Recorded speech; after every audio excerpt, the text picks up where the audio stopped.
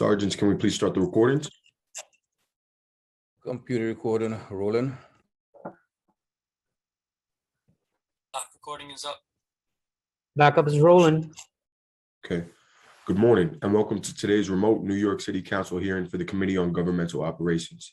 At this time, we ask that all council members and staff please turn on their video for verification purposes. To minimize disruptions throughout the hearing, please place cell phones and electronic devices to vibrate or silent. If you have testimony you wish to submit for the record, you may do so via email by sending it to testimony@council.nyc.gov. Once again, that is testimony@council.nyc.gov. We thank you for your cooperation. Chair, we're ready to begin. Thank you so much. Good morning. I am Councilmember Fernando Cabrera, Chair of the Committee on Governmental Operation. I want to start off by thanking the members of the committee who have joined us today. Councilmember Majority Leader Combo, Councilmember Yeager, Councilmember Maisel, Councilmember Lewis, Councilmember Diaz, and Councilmember Ben Kalos. That's what I see so far. Today, we are hearing 4 pieces of legislation. The first relates to the statutory blackout period for government officials running for local office. The blackout period is a period of time before an election during which sitting government officials running for office are prohibited from sending out official mass mailing. Blackout periods prevent incumbents from using the power of the office to gain an electoral advantage. Currently, the state assembly members running for local offices are subject to a shorter blackout period than local officials running in the same election. Introduction 34, sponsored by Councilmember Lewis, would eliminate the discrepancy by reducing the blackout period for local officials to 30 days, the same time frame that applies to assembly members under the rules of the state assembly. The second bill we're hearing today is introduction number 66, sponsored by Majority Leader Combo. This bill will make the Mayor's Office to Prevent Gun Violence a charter mandated entity. First established by Mayor de Blasio in 2017, the Office to Prevent Gun Violence is responsible for coordinating the city's various anti-gun violence initiatives. The core component of this office is the crisis management system. This system, which uses a cure violence approach to stop neighborhood violence at its source, was based on a proposal from the City Council's task force to combat gun violence. As one of the co-chairs of that task force, I'm proud to be hearing a bill that will enshrine the Office to Prevent Gun Violence in our city's charter. The final 2 bills we are hearing today relate to how city agencies enforce city public health, safety, and environmental laws. Proposed introduction numbers 167A, sponsored by Councilmember Maisel, will require certain agencies to equip their inspectors with devices capable of issuing warnings for first-time violation.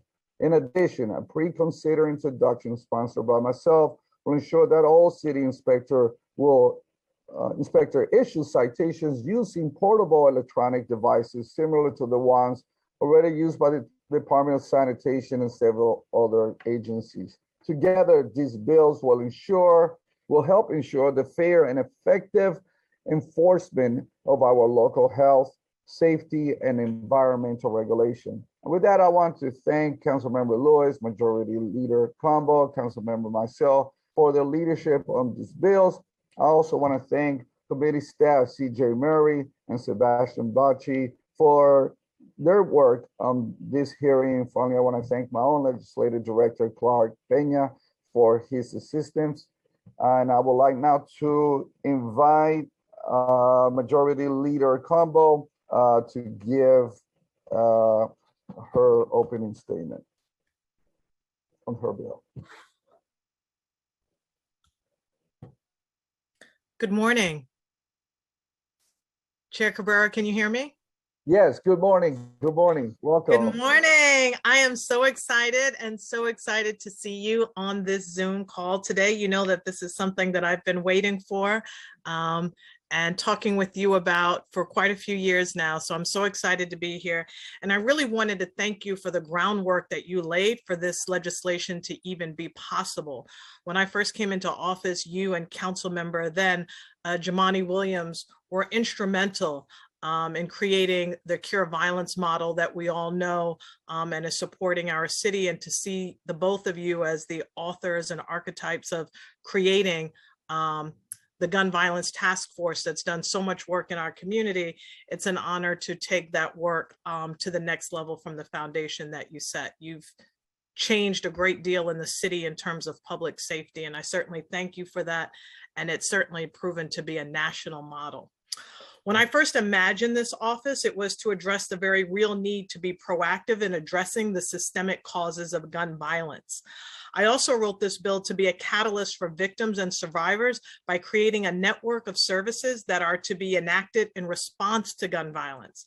I envision not just the criminality of gun violence prevention that policing addresses, namely illegal gun sales and trafficking, but to prevent gun violence by putting the onus back on the community support services and coordinated responses with other city agencies. We all know we have seen a surge in gun violence during the pandemic. Murders have increased by over 45% and shooting incidents have increased by 97%. Geographically, the majority of these shootings are concentrated within a small number of Brooklyn and Bronx neighborhoods. Being a representative of both North Crown Heights and parts of Bed-Stuy, two of the highest gun violence neighborhoods, I know this pain personally and consistently. We are a district that is plagued by gun violence daily. I'm here to speak for my neighbors, my family, my friends, and constituents when I say that we need to do more. The Office for the Prevention of Gun Violence must address prevention from the standpoint of the entire person being supported in many ways, whether they are the victim or the survivors in the entire community. This need is great. We see schools that are having to help students process the impact of gun violence, teaching professionals becoming counselors, and parents need help intervening with children who are gang involved. So many parents know this, they understand what their children are going through, but do not know how to get the necessary help and support. And they don't want to do it in a way that would bring them into the criminal justice system. We need to provide that level of support for so many parents who are dealing with the challenges of everyday life, going to work, putting food on the table, but knowing that their children are being occupied by many levels of gang culture and want to do something about it, but don't have the tools to do so. We also must work with our cure violence providers to make sure that they have all of the tools necessary, such as professional development training, understanding annual reports, understanding how to file annual reports. The city must work to provide the infrastructure and the capacity to help many of our cure violence providers who for the first time are operating and working with the city with governmental contracts for the first time. And it's critical that we make sure that they have the support so that they can do that work. I just also want to make sure that we see this particular office as something. We want to make sure that this office exists from administration to administration. This is an issue that the city, of course, is going to have to address in one way or the other. And it's important that the resources are there, both for the preventative purposes. You can't just say you've solved the gun violence issue. You always have to be working in prevention. And prevention essentially means providing our young people with the right resources, connections, opportunities, job training, skills, after school program, weekend programming. This office should always be doing that work. And I just want to close with thanking so many people who have come forward to testify today. I want to thank you, Chair Cabrera. I want to thank Tasha Young, Jason Herr on my staff, and Monica Aben previously, who helped us to establish this office in 2017.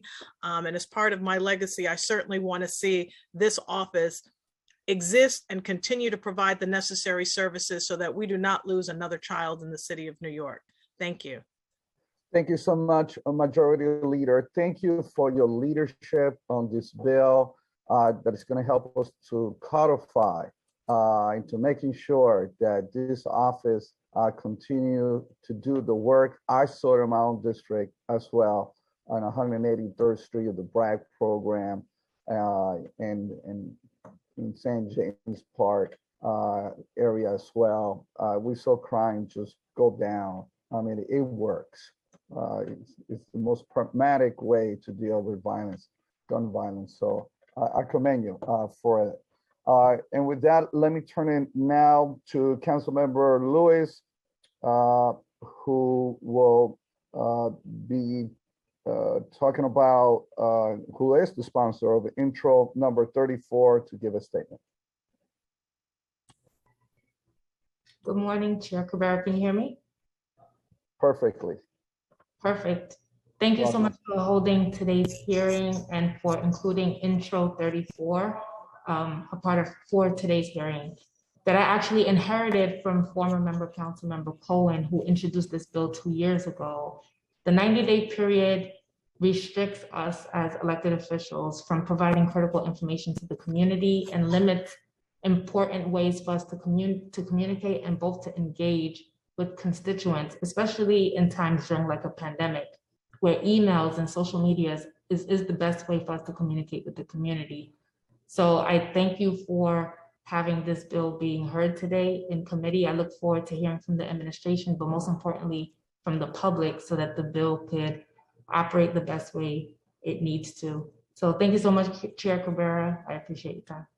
Thank you. And thank you again for your leadership on your bill. Looking forward to having a robust discussion. And so with that, I will now turn it over to our moderator, Committee Counsel CJ Murray, to go over some of the procedural items. Thank you, Chair. I'm CJ Murray, Counsel to the Committee on Governmental Operations. Before we begin testimony, I want to remind our panelists that you will be on mute until you are called on to testify, at which point you will be unmuted by a member of our staff. I will be calling on panelists to testify periodically throughout the hearing, so please listen for your name to be called. All hearing participants may submit written testimony to testimony@council.nyc.gov. The first panelist to give testimony today will be representatives from the administration. From the New York City Campaign Finance Board, testimony will be provided by Assistant Executive Director for Public Affairs, Eric Friedman. From the Mayor's Office to Prevent Gun Violence, Executive Director Jessica Mofield will be providing testimony. In addition, Eric Cumberbatch, Deputy Director of the Office of Neighborhood Safety, and Renita Francois, Executive Director of the Mayor's Action Plan for Neighborhood Safety, will be available to answer questions. There will be time for council member questions after each panel. During the hearing, if a council member would like to ask a question, please use the Zoom raise hand function, and I will call on you in order.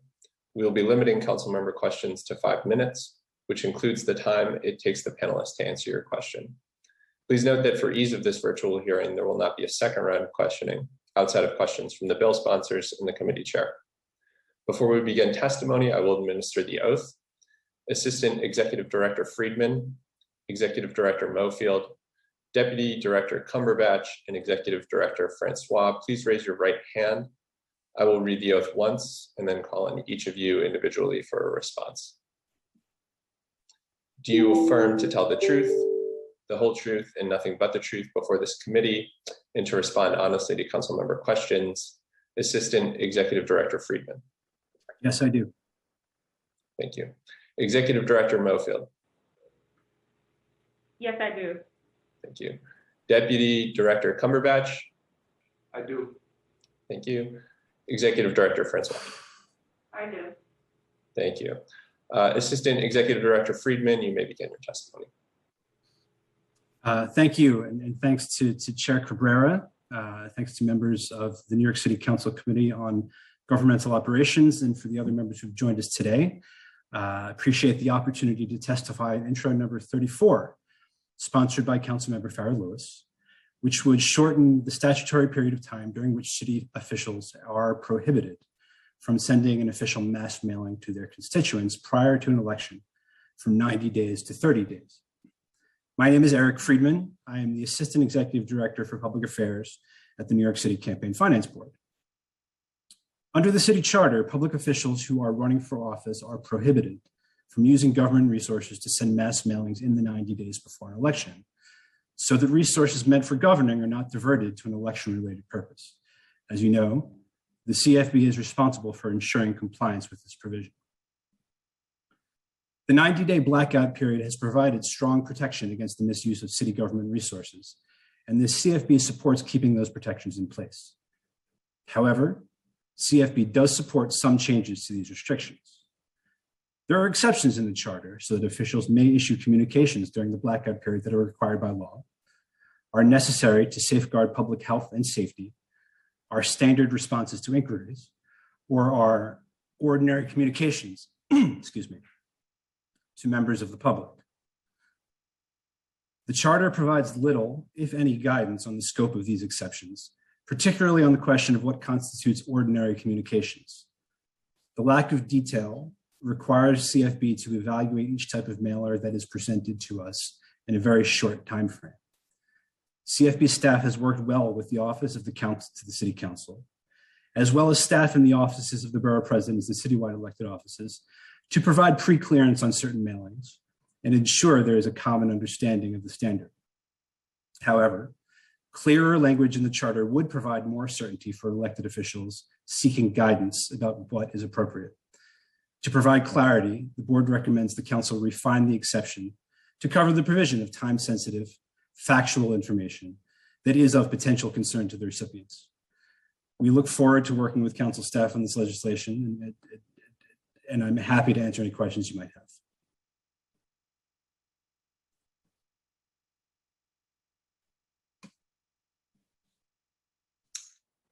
Thank you. I'll now turn it over to Chair Cabrera for any questions. Thank you so much. And Assistant Executive Director, thank you for your testimony. I love testimonies that get to the point. And I just have a few questions, but let me just share someone who had previously ran against someone at the state level who saw their mailers come in from the state.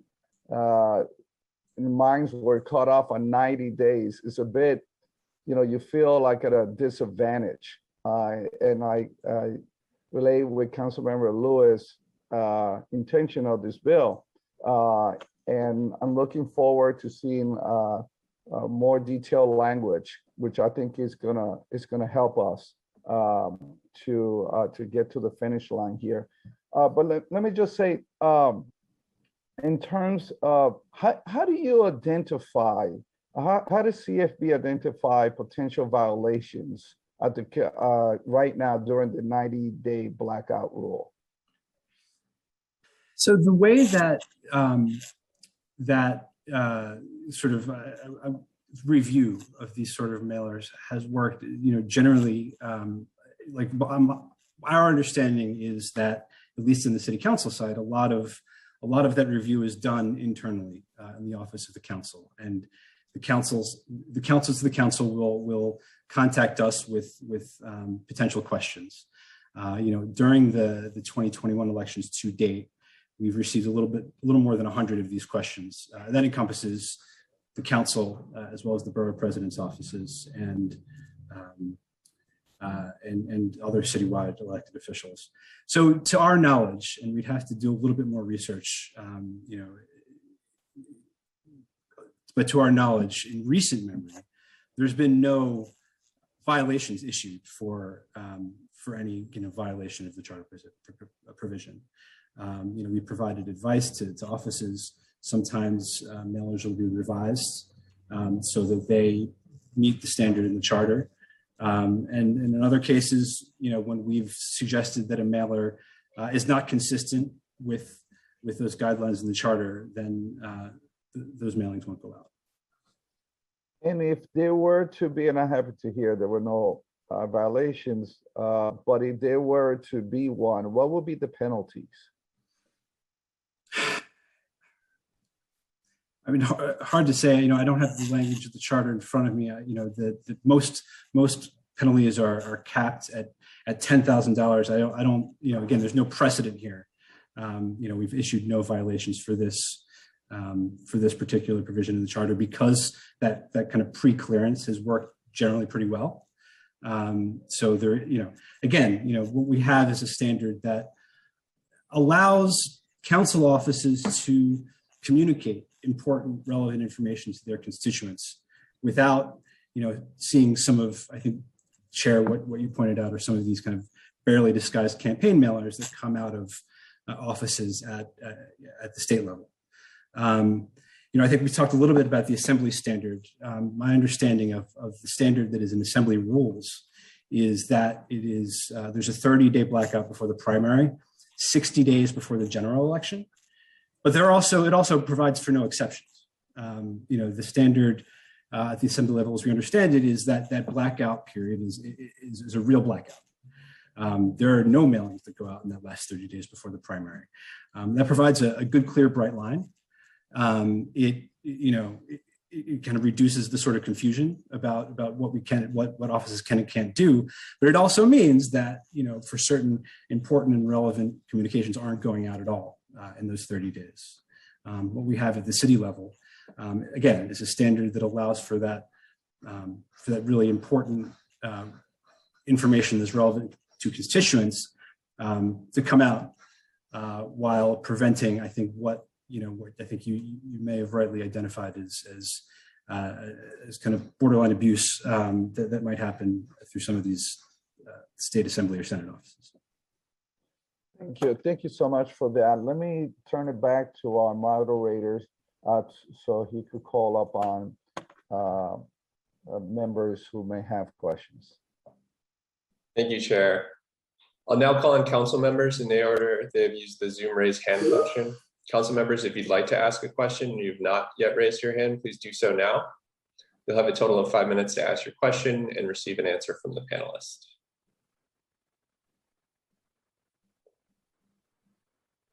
And Chair, seeing no hands raised, I'll turn it back to you for, sorry. I see Councilmember Yeager has his hand raised.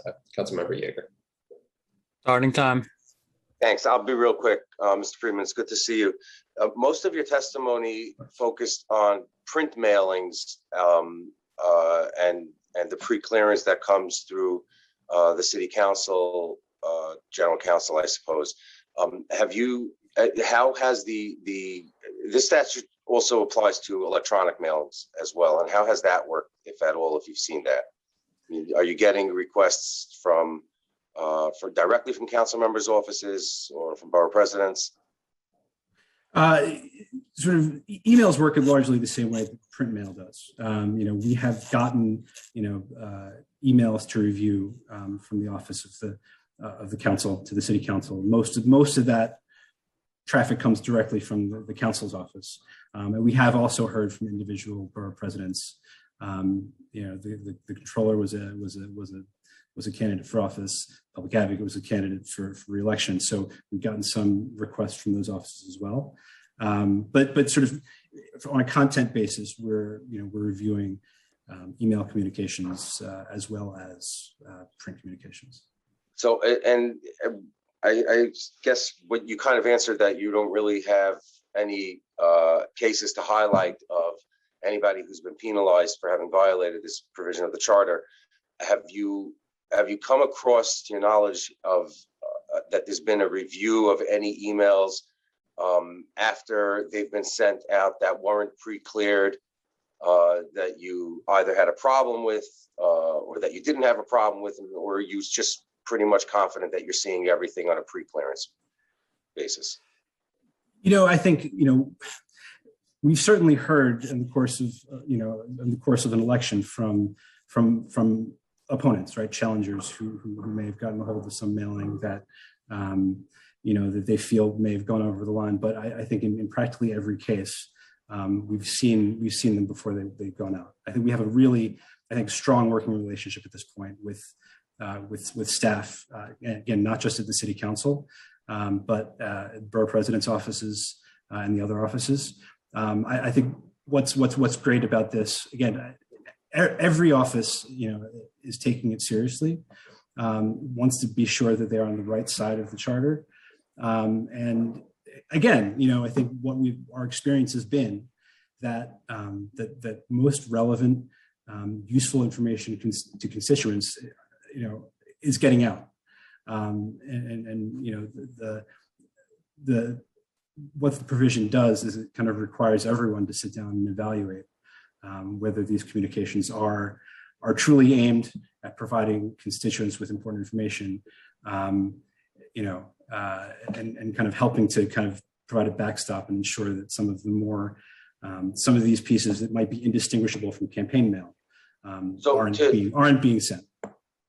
Just to clarify your position, just correct me if I'm mischaracterizing it, but is it that that you support reducing the time to 30 days and you think the proposed introduction should be clearer, or that you think that it should remain at 90 days and put more clarity into how the statute is supposed to work? Our testimony is that the window should remain at 90 days because we think it's worked well.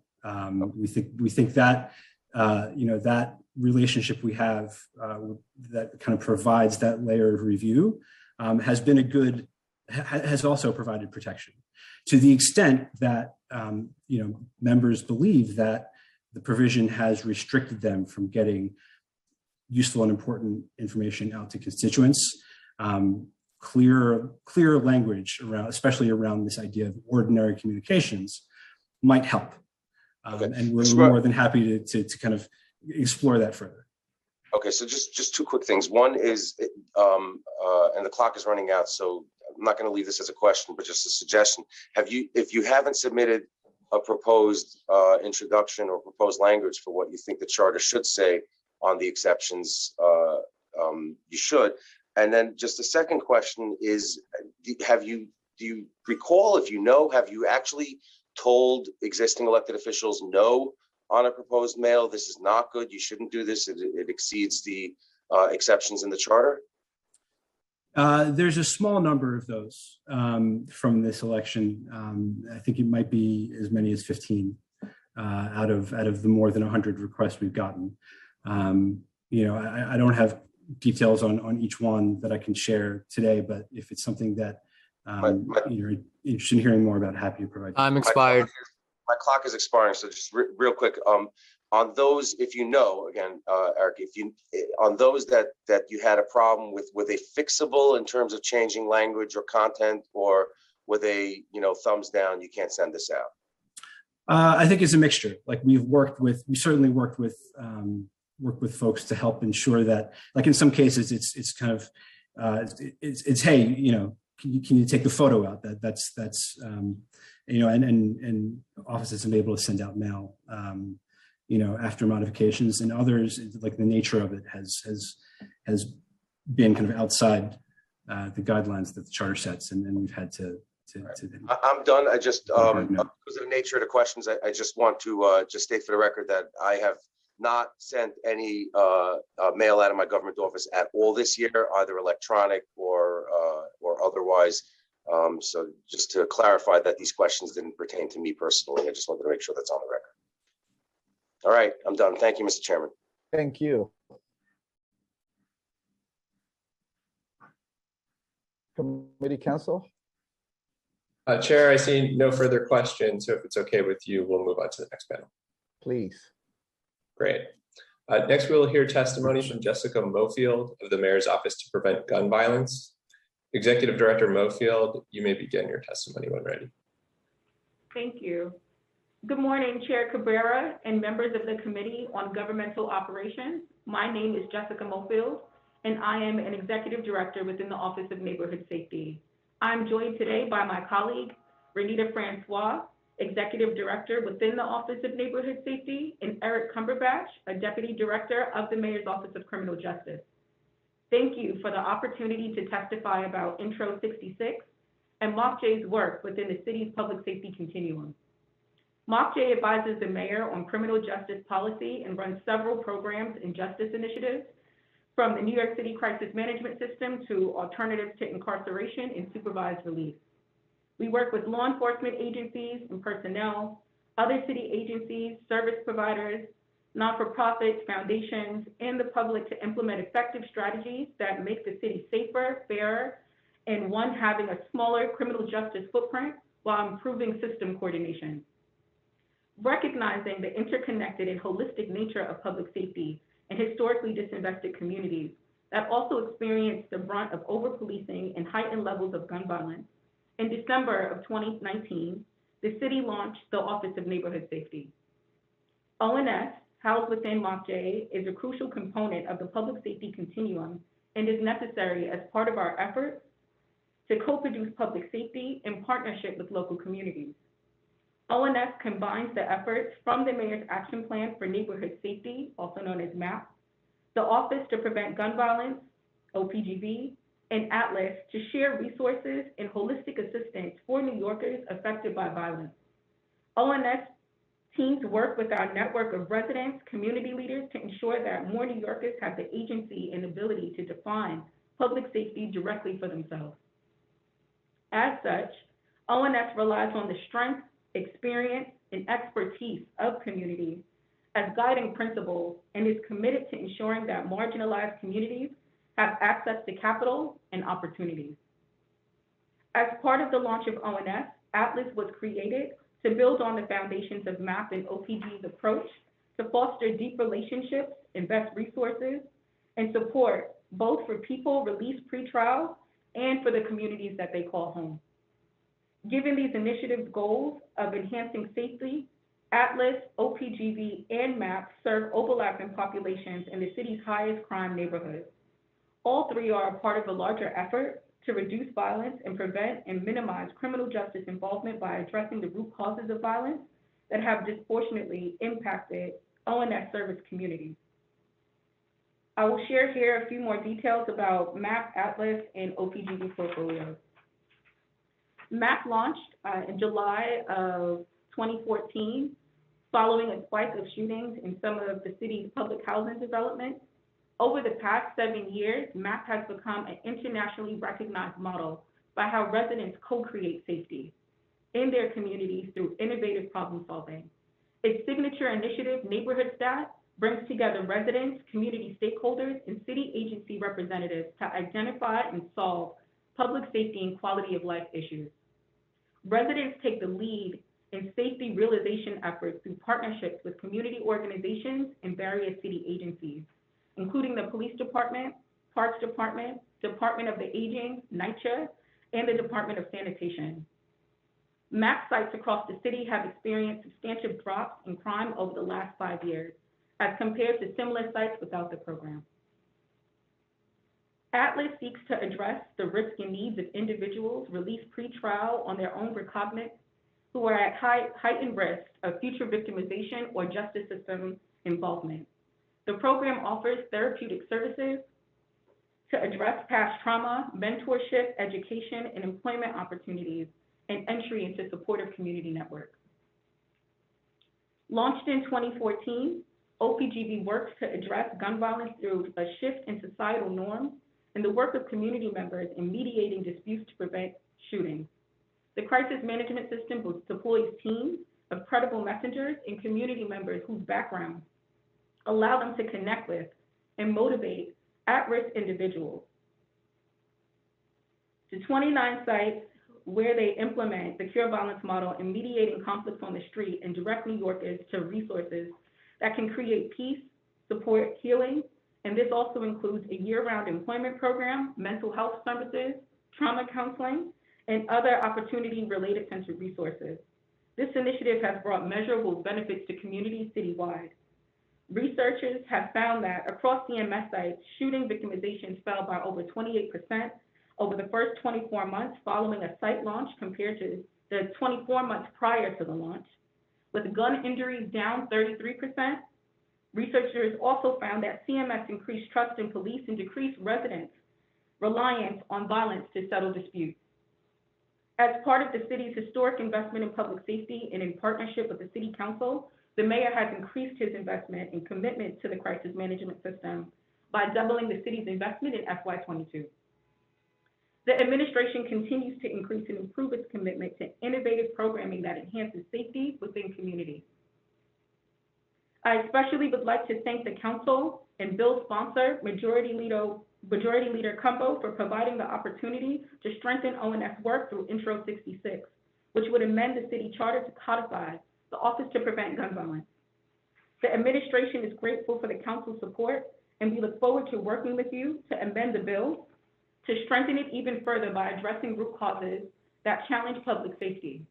Amending Intro 66 to include the work of the interdependent initiatives that comprise the Office of Neighborhood Safety will provide the necessary stability to continue this work far into the future. In addition to providing stability to the ONS portfolio, Intro 66 also honors the administration's and the council's joint commitment reflected in Resolution 1584, the police reform plan that the council approved in March of this year.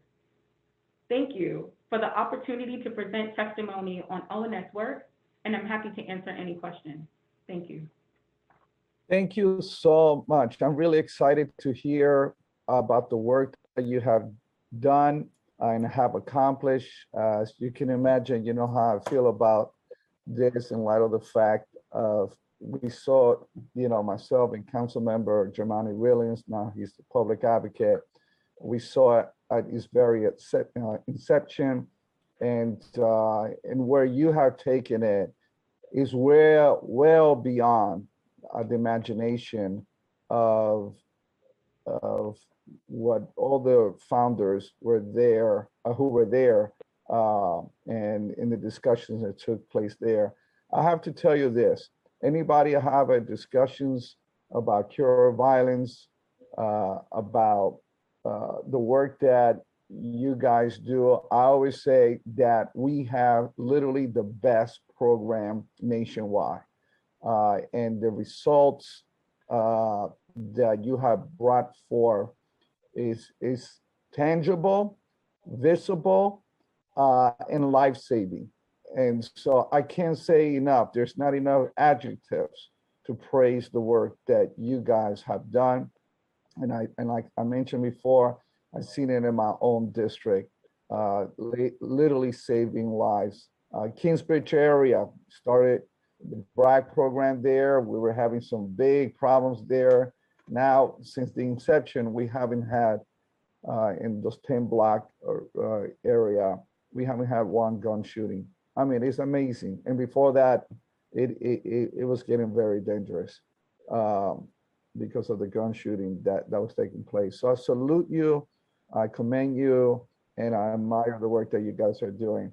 I wanted to ask you one question. I want to turn it over, and I want to recognize we've been joined by Council Member Levin, who also will have a question, and Majority Leader combo here in a second. But I just want to, I have many other questions, but I just want to ask one key question. You mentioned that you would like to see the bill improve. Can you give us a specifics? Do you have any specific how would you like to have the bill improve?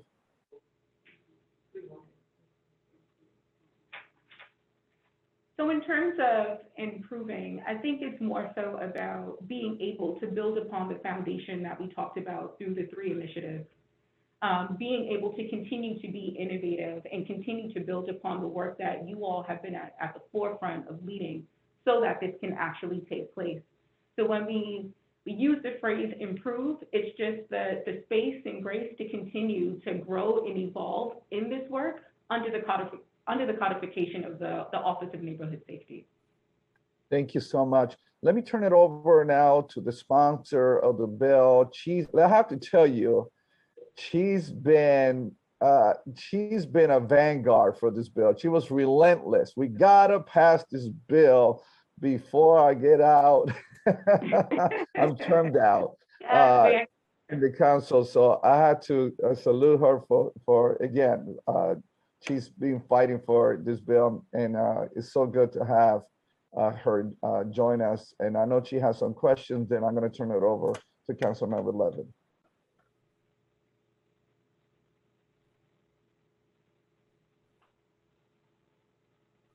We need to unmute Majority Leader.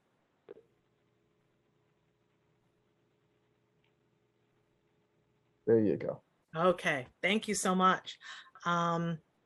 Yes, this certainly is an exciting day. And so everyone at Mock J, a lot of friends here, but I'm gonna go beyond the friend role and y'all will still love me afterwards. because I really want to get to the heart of some of these questions, you know, and it's not because the role, and I know that you all share this, the role is to get to the solution. And it's hard to play all these different sides when you're trying to get to the solution. But my main goal with this bill is twofold, but I'll go to the second part of it, was really so that we could have a comprehensive agency response. An agency, when I say agency, I mean many different agencies, from it could be from ACS to NYCHA to DYCD to Department of Cultural Affairs to mental health, like an interagency response, Board of Education to each shooting in the city of New York that's gun violence related. How close do you think we are to achieving that goal?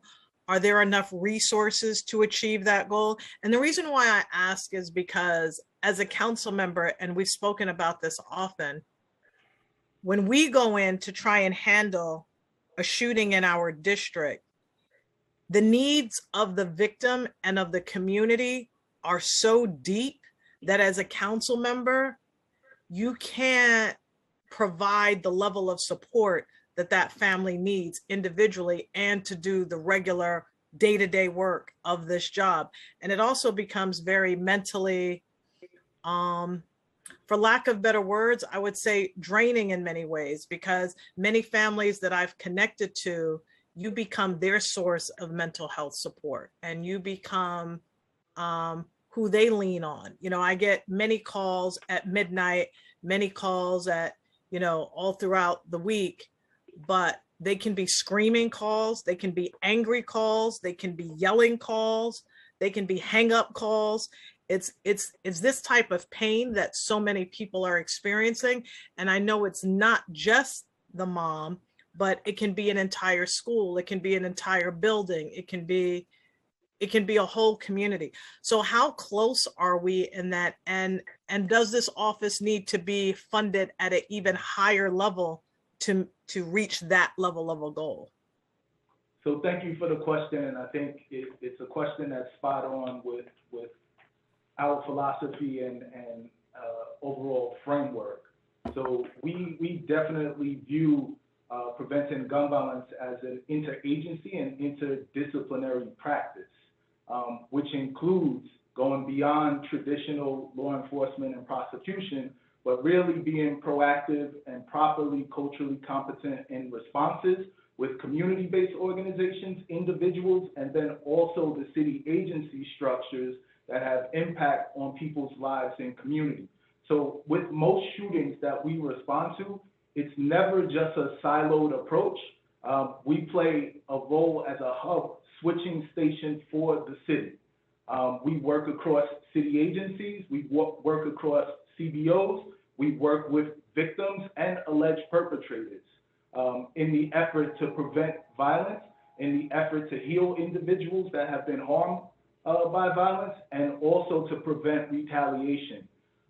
As we continue to grow and ultimately codify this office, building out our capacity is critical. Right now, we have a staff of roughly 21 individuals, but as we grow and continue to see this great need to link services together, link agencies together, and work across systems, we need to build our capacity as well within the Office of Neighborhood Safety. When you say when we respond to a shooting, how do you all make the determination that this is a shooting that's going to get the full weight of this office? This is one that we're going to wrap our entire arms around with that level of support. What makes a situation rise to that occasion? So I would say every shooting is just as important as the next one. So we never want to look at an individual shooting incident and diminish the impact that it has on the family, the community, and the individual, and any and all of those involved. So every shooting we take seriously. We're not geographically based in every location in New York City. So we don't have the capacity, depth, and outreach to be everywhere. Now, in the areas where we have our program boundaries, our program operations, that is where we focus primarily all of our resources on. Anything that impacts those areas, that's what would get the greatest magnitude of our service provision. We do go outside of our areas to assist in other districts, other precincts that may have shooting incidents where we can lend services. But our primary focus are the areas in which we are targeted and have very strategic efforts in place. What would you say in terms of one of the questions that, I mean, it's a bit complicated, but let's say with shootings in our city, in our different communities, how long would you say you have both the capacity to follow victims of gun violence and their families? So, you know, the trauma of a shooting lasts for a very long time, and a lot of people are still dealing with the psychological impact of it. Does the city and/or does the office have at its fingertips the level of mental health practitioners that is needed to address this? So I think that's a great question. And, you know, coming out of COVID, the initial impact of COVID-19, a lot of our work was really geared and centered around victim services. And a lot of our efforts were really, you know, moving people from dangerous situations, ensuring families had access to victim services, burial funds or supportive care, group networks, linking family members to supportive networks within CMS. And that was a huge undertaking by our office. I think as a city as a whole, the amount of harm that has been done as a result of COVID-19, losing individuals through the pandemic, but then also having a pandemic on top of an ongoing endemic, or the epidemic of gun violence, this syndemic has really took its toll on community. And I think we can never have enough culturally competent healing organizations, individuals in community. And if there was ever a time to increase that, it's now. I want to make a suggestion from, and then go into a bit more questions. I think from my experiences with the mental health protocols with the city is that for many communities of color, mental health is such a foreign dynamic in terms of something that we access for help, that I believe that a person should be seen 5 or 6 times before all of the protocols and bureaucracy of getting that mental health happens. So for example, when you go, you know, there's a question of, do you have insurance? We want you to fill out these forms. Do you have a check or money order or payable so that you can pay for these mental health services? Do you have this? Can you access that? I feel like with many people that they are in such need of support and assistance that going through the bureaucracy, I have found, has turned a lot of people off, and they just say, oh, they wanted $75 from me. Oh, they wanted a copay. Oh, they wanted all my insurance. I didn't have insurance. Oh, they wanted these things. I feel like we need to change that so that we can at least get people in, and then start to talk about later on down the road, do they have these things? Once we've received them, made them comfortable, gotten them to see the goal of what it is that we're doing, and how this can be a resource of help and support, as well as, you know, I've also heard a lot about many of the spaces that people go to are not so welcoming or not the most therapeutic of environments, where they seem more they seem more like they're like trauma spaces in a sense. And it further makes people say like, I don't want to be in this space, or I don't want to be here. So it's, you know, when you have the money to pay for mental health services, the spaces are really nice with comfortable couches and leather this and nice tablecloth that. Not necessarily saying that, but I'm saying something that's more comfortable and welcoming to individuals. I also wanted to ask, I noticed with the Vision Zero campaign that with the legislation came a whole marketing campaign. And I feel like marketing is really important, where they would have the billboards that would talk about it. You know, if you're going 50 miles per hour versus 25 miles per hour, what could have happened, what it would have looked like. And these are like all over the place. Has there ever been any sort of budget put forward from this office in terms of like, you know, you're having people like, let's say Taj Gibson from the New York Knicks, who's doing a lot of work on this, saying da da da da da da da about it. You're having a lot of the people in the NBA, in the hip hop industry, and all these spaces and places. And when it's Go Orange Month for Gun Violence Awareness Month, we turn the whole city orange and we talk about it and we have all of this, because I feel like there's this thing where the city wants to address gun violence, but they also don't want to put it out there that we have a gun violence issue in our city. But you need to have the same level of citywide campaign with the same level of, you know, like if you were to put a picture of me saying like gun violence is not the way to go, that's not going to have the type of impact as Taj Gibson saying that that's not the way to go. And I just call him because I'm not much into basketball and he's probably the only ball player I know right now. But I'm just saying, in that sense, we need to have like a citywide campaign with credible messengers who young people look up to for help, for support, you know, because we're asking young people to change their way of thinking. And when you get into that space, you often need someone to speak to when you're that angry. You need someone to walk you off the ledge, in a sense, from hurting or harming someone else. It's kind of the same, you know, it's kind of the same dynamics as suicide prevention, like creating ways and spaces for young people to channel their energies in other ways, but also to say that, you know, that maybe some of the same industries that might have glorified this are now saying this is not the way to go.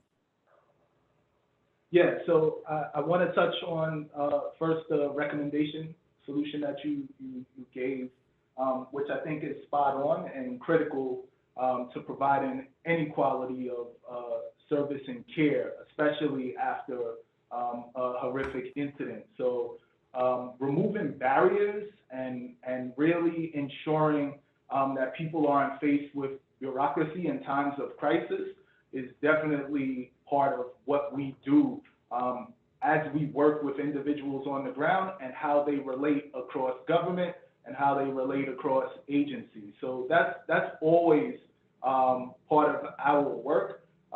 We approach this work from the standpoint that oftentimes agency and government do more harm to the community as opposed to healing. So our approach is actually spot on with what your recommendation and solution is embodies. In terms of the campaign, we've launched several campaigns over the years. We do have active campaigns. Jessica is going to speak towards the campaigns. I think our approach is that we don't want the city to not be involved in addressing gun violence. We want everyone to feel that gun violence impacts us all. Regardless of if a shooting incident takes place in Brownsville, we want the Upper West Side to feel the magnitude and the weight I need to do something about that. Any New Yorker, every New Yorker, when a New Yorker is harmed, we're all harmed. So Jessica, can you talk more about the campaigns that we have?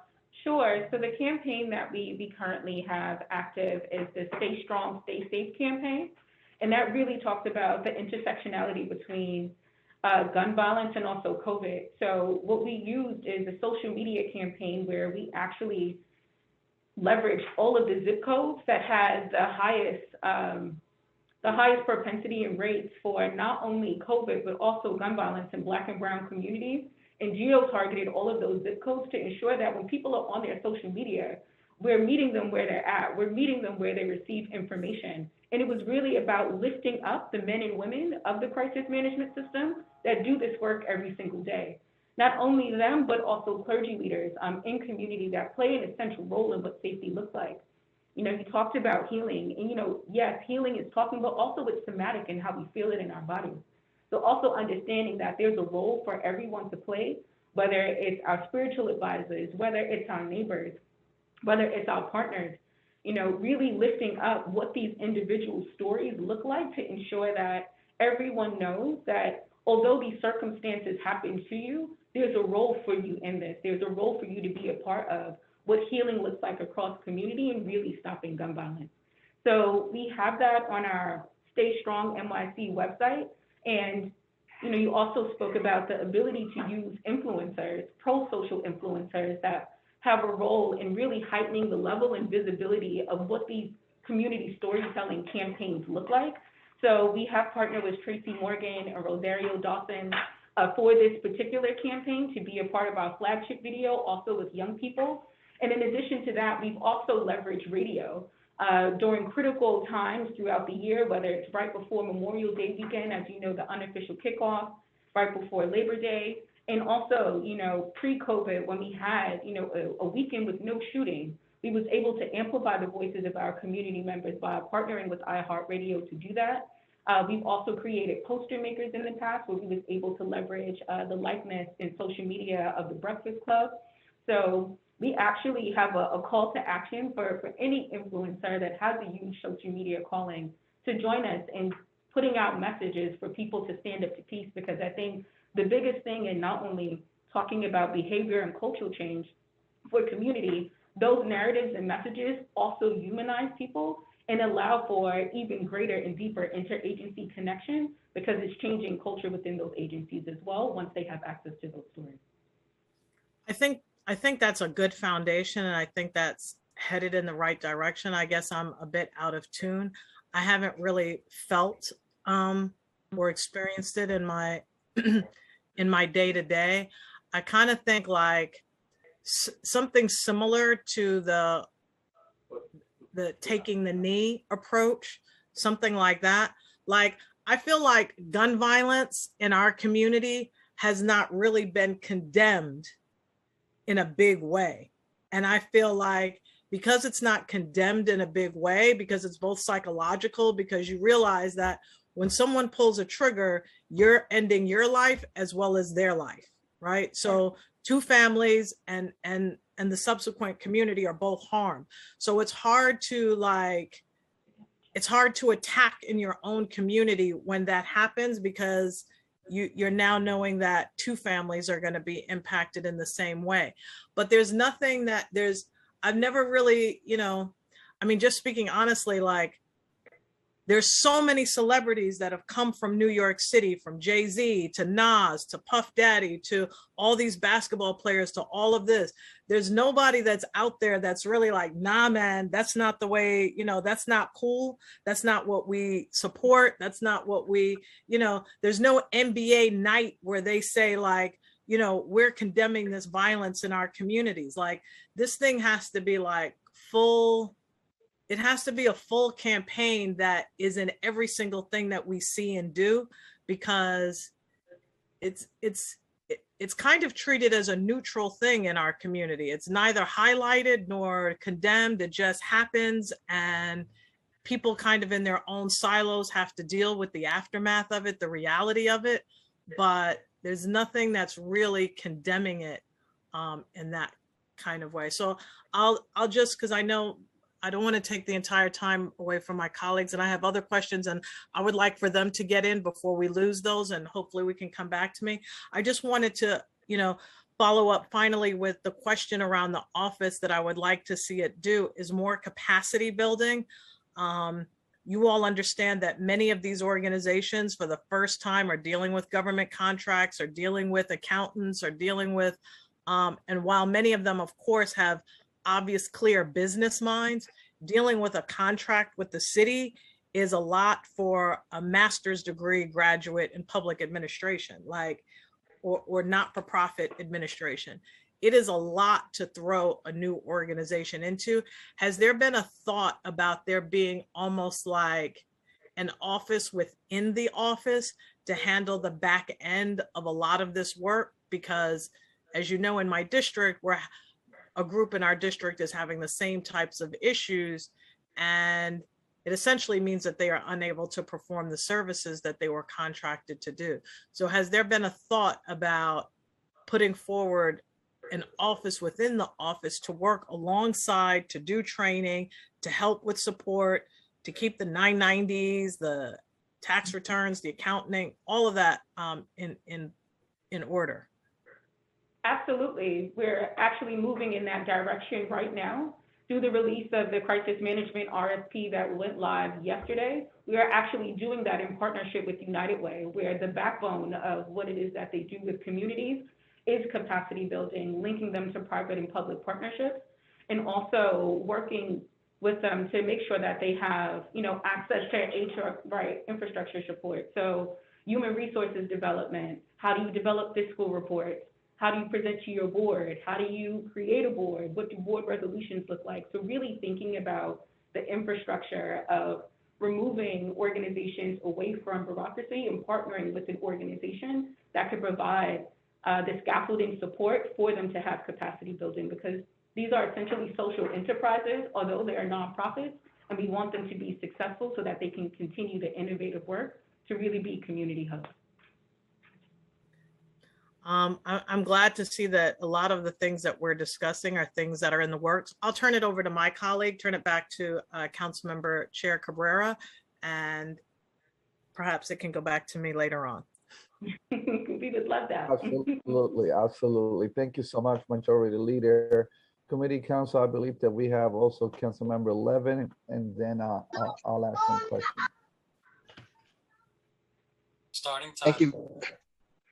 Thank you very much, Chair. I apologize. I'm homesick and I got my 2-year-old running around, so I apologize for any noise in the background. I just want to first off thank our Majority Leader for this legislation. I'm excited to see it passed, and thank you, Chair, for conducting this hearing. To the team from MOCJ, I have a lot of respect for the work that you do. I want to thank Renita for being part of the group that worked through a restorative justice initiative that we're going to be hopefully seeing funded starting at the beginning of the year. That came out of the process that closed Rikers. I know that through that process, I became familiar with the work that Eric does, and from the people that I know and trust their opinion,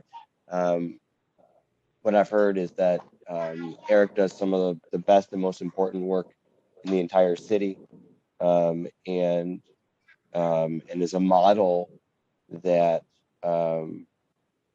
in his ability to cut through bureaucracy and get resources to the communities that need them, that he does just remarkable work. So I want to just acknowledge my appreciation.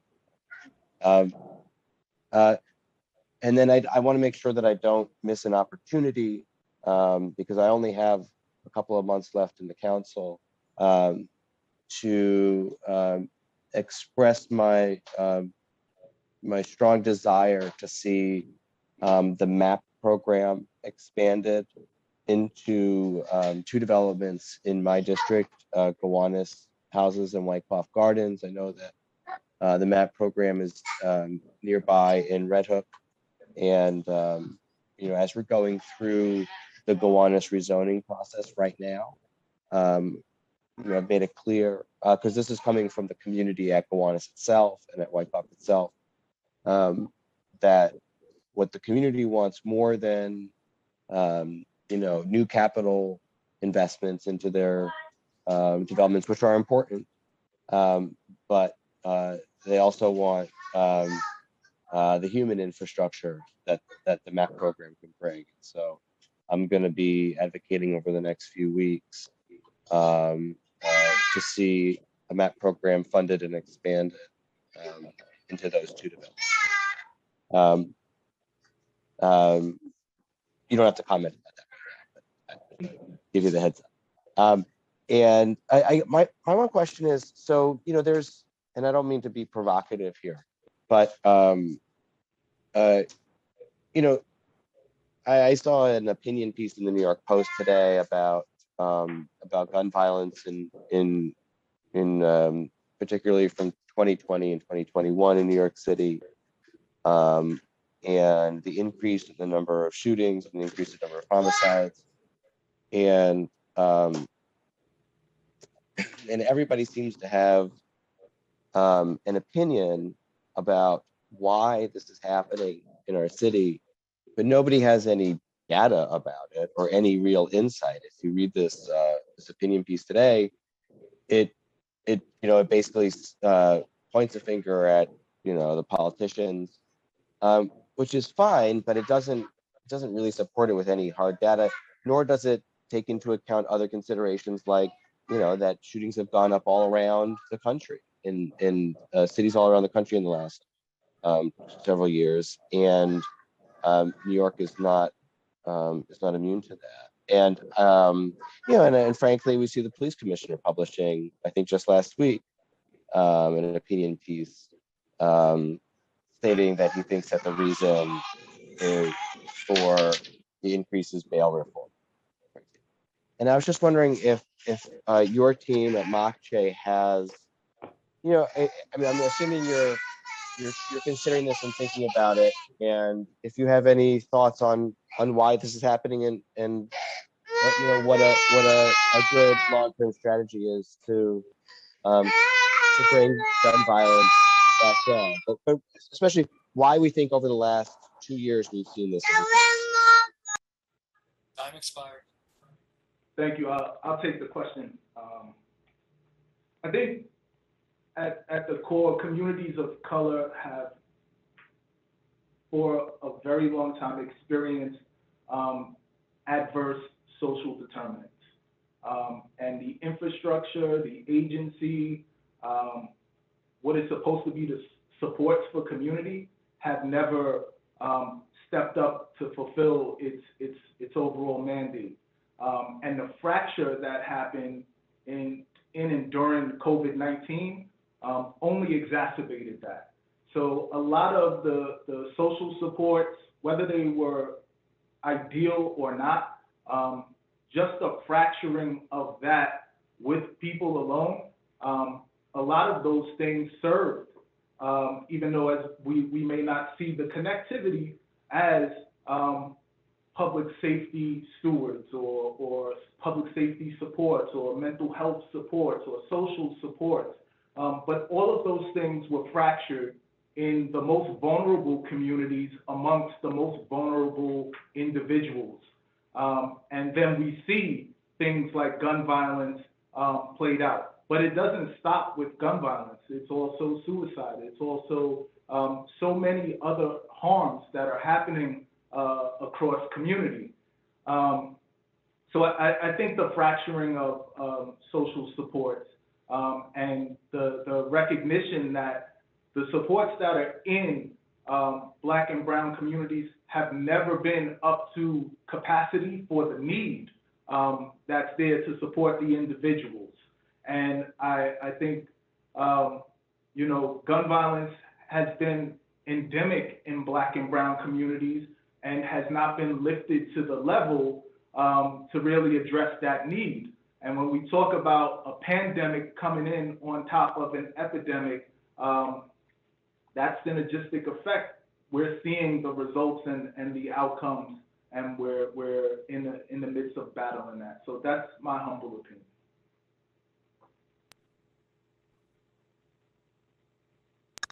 Thank you very much, Mr. Cumberbatch. Do you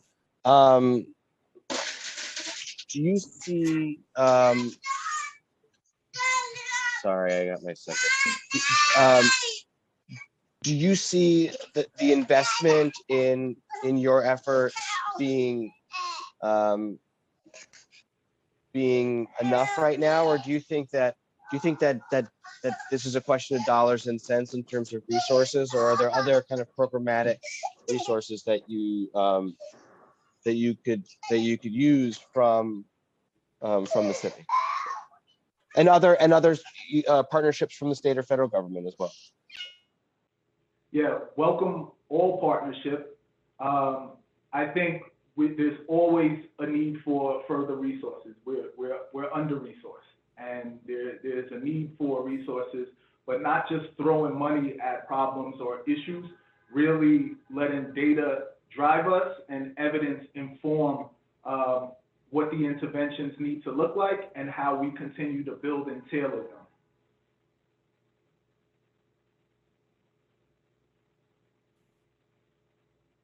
I think Councilmember Levin, yes.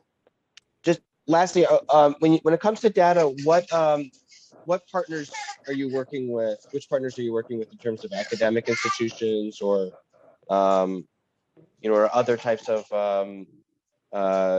resources to help drive that the question around qualitative and quantitative data? Yeah, so we work very closely with John Jay. They follow a lot of the efforts that we have on the ground. They've done numerous studies that show the work and its effect on community, its effect on individuals, behaviors, propensity to use violence, shootings and homicide rates declining in areas where we have interventions. So, we have a great set of data that exists for this work. And then we also work with MOCJ Research. And I myself, I work with researchers from across the country that support this effort as well.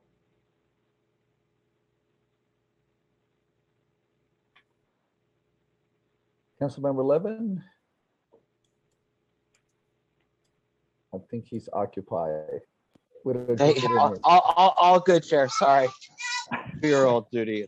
Sorry, but yes, thank you very much to the MOCJ team. Thank you. Thank you so much, Councilmember, and that is indeed a greater mission. I have a few questions here. I want to follow up in that question. When we're talking about in an ideal world, how much more resources would you need in order for this bill to, if I may, quote unquote, be fully funded so you could accomplish the mission that's been set before you? I don't know an exact number. I think, we can talk through what expansion looks like. And I think that would be the next exercise of really looking at where we need to be in the city, with what types of interventions, where those touch points are, and then of course to how we can grow to scale. So I think that's an exercise that would have to happen. But I can say at this point, we are significantly expanded into areas across the city. It takes time for programs to come to scale, build up, and actually show evidence. But ideally, I think more expansion is necessary. And I think utilizing public health approaches to address public safety concerns is the right way to move forward. I mean, are we ready for expansion right now, or are we just trying to solidify the programs that are already expanding so they could, function at 100%? Yeah, I think in order to load on what we're building, we really have to get this infrastructure solidified. So I would say expansion is for future growth, future, vision. But right now, I think we're at a point where we need to have stability where we are right now. And I think that's building the staffing capacity of ONS, to strengthen what is being deployed in community. How many more staff do you need in your office right now? How many staff does the police department have now? I would say, you know, we want to be comparable to other city offices that exist. So, you know, when we first started this, we started this with one person, then we scaled to 2, 3. Right now, with the merger between the Office to Prevent Gun Violence, Mayor's Action Plan for Neighborhood Safety, and Atlas, we're roughly at 22 people. And it's very important for everyone to understand that, you know, these services are interdependent. And OPGV's focus is primarily on individuals and changing culture, and MAP is focused on environmental concerns and the structures how the structures relate to people, and Atlas wrapping families around with supports. So, you know, as we build those structures and think about expanding, it's really not only expanding just Office to Prevent Gun Violence, but if we're going to do this from a holistic approach, it's expanding in all 3 of those areas. And I really believe, you know, it's a substantial expansion. Yeah, you know, if you could start coming up, there are people in the Zoom call who's going to have, you know, who are going to be voices into the next administration. And so it will be helpful if we have that now, you know, when I mean now, I mean in the next couple of months. So that could be spoken into the next administration. So, you know, there won't be a lag in terms of planning and in terms of projecting the needs for the office. I had a couple of more questions. I know Councilmember Diaz has questions too. I wanted to ask you, you know, as you know, the Office to Prevent Gun Violence is now housed within the Mayor's Office of Neighborhood Safety. What was the goal behind this move, and how has this move affected the work of the Office to Prevent Gun Violence? I think, well, first, the thought or the idea behind this is that all of these programs enhance one another. So if we're going to do initiatives, roll out initiatives that address public safety, they should be tied together because it only increases the impact and the touch points. All of the programs, as I previously stated, play off each other in different roles.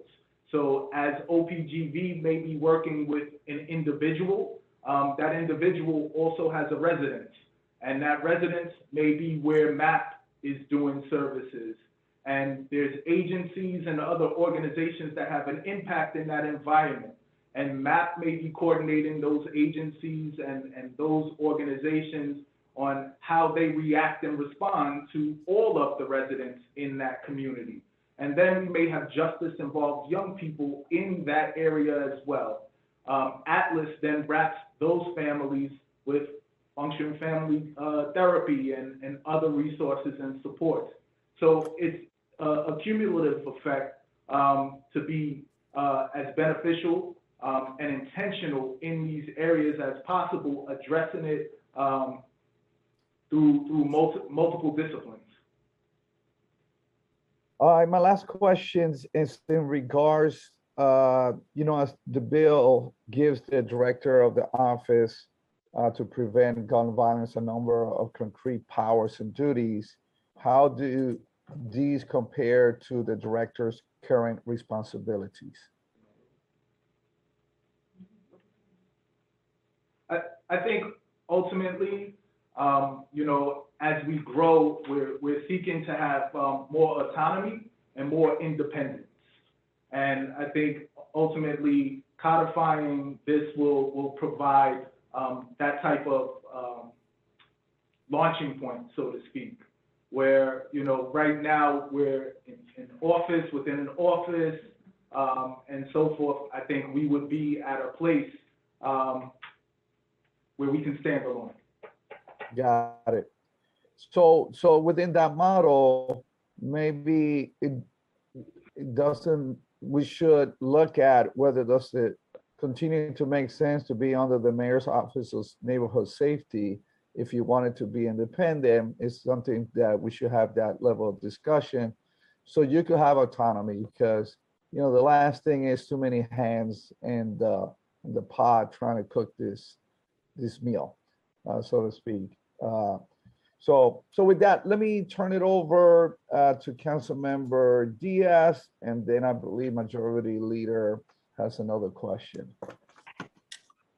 Good morning, and thank you, Chair Gabriela, for the conversation. Majority Leader also for bringing this intro forward. Mark, we're no strangers. As you know, the 37 Councilmatic District does not have a pure violence group that works with us. Can you give me some more information in reference to the crisis management RFP that's out? Had I not been sitting in this conversation, I would have not known of it.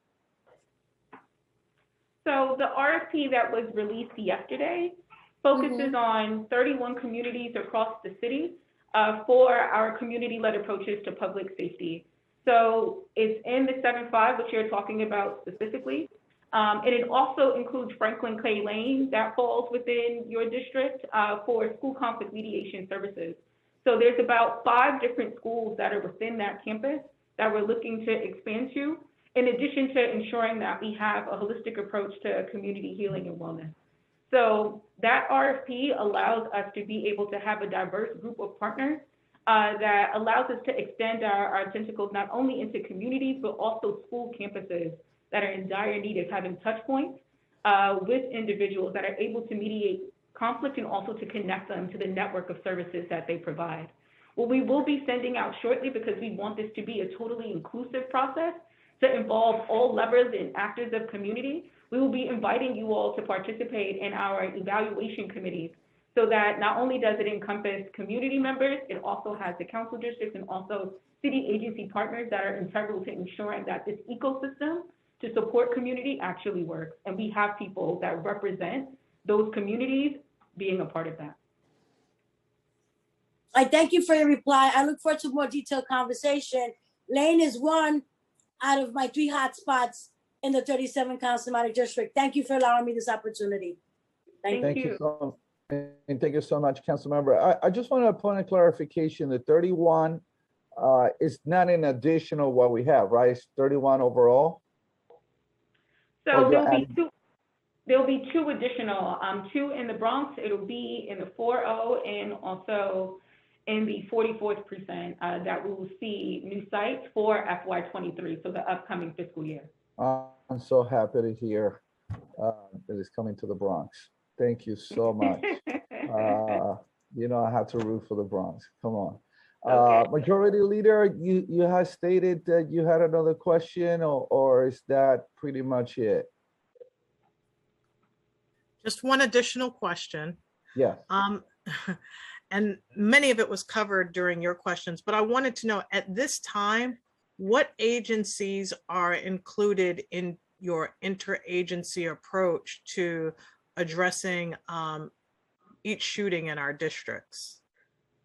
Sure. So it really runs the gamut between NYCHA, HRA, DHS, HPD, the Department of the Aging. Sometimes it includes ACS, the Department of Education, DYCD, especially when it pertains to incidents that occur in close proximity to cornerstones and or have young people that are participants of cornerstones, and sometimes even parks. So it's sanitation. So it really, really runs the spectrum of what's actually happening, not only with that family, in that community, or in that particular service area. I would also like to make the recommendation to include the Department of Cultural Affairs in that listing of agencies. And I think for the incoming, I think what would be helpful for the incoming council members, because there will be so many coming in, I think it would be good for them to understand how to work best with your office in terms of how do they work with your office to handle a shooting within their district? What are the resources? What are the what are the things that they can do to provide for a family so that they can be that intermediary to resources and services. I also just want to add in closing that I think that it's important that the new incoming class just get that proper training, because it can be a very overwhelming experience attempting to address issues of gun-related violence in our districts. And I think that that would be really helpful if they had a real understanding of how the office functions and works and what they can expect. But I'm looking forward to seeing the capacity of this growing. I think it would also be great if there could be more, I guess, events in the district, the same way prior to the pandemic, there was the Mayor's Office to Combat Domestic Violence would do these types of forums and seminars. I think it would be really important to do some, like, in a positive light, like the Mayor's Office to End Gun Violence, but perhaps under a different banner, in a sense, to say, like, here's a fun event for youth and teens. Here's how you can get a job. Here's how you can get career training. We're going to have a concert. We're going to have this. There's going to be food. There's going to be prizes. There's going to be how you can sign up for football, basketball, tryouts here with this program. Like, really something that makes connecting young people to opportunities a fun thing to do. Because at the end of the day, I mean, and I always say this, a lot of gun violence is because we tell our young people to say no to guns, gangs, drugs, unprotected sex, all of these different things. We're telling them to say no to these things, but we're not providing for them what to say yes to. And so it's critical that we have events, opportunities, experiences for them to say yes to. Like, I really want the children and the young people of New York to be flooded with opportunities and things for them to do that allow them to harness their passion. So I join the chorus with all of my colleagues. I thank you all for your testimony, and I thank you all for the work that you are doing and for building out the vision for this office and for it to continue to grow, because we shouldn't see this office and its growth in comparison to the level of shootings in our community.